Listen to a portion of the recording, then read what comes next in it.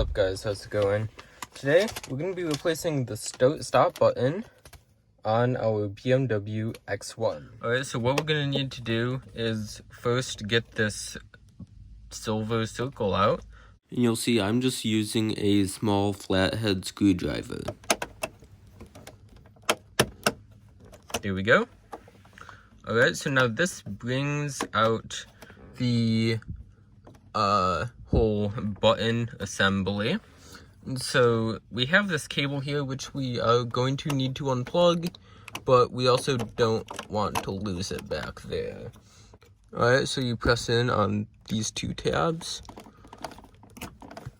and out it comes.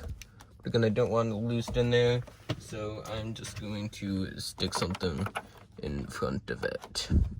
Alright, now we need to disassemble this.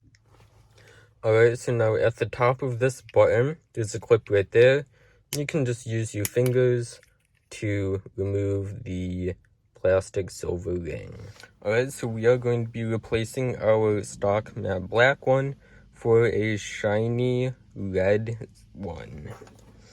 Alright, so now what we're going to do is just put it back on here. So we have all of the clips here. The especially long one goes right up in there. And there we go, it's attached. Alright, now to reattach the silver ring, tab goes on the top. Alright, now just to put it back into the dash. Alright, so I'm just going to make sure I'm still holding that. I'm going to plug it into the back of here, like so. Plugs in.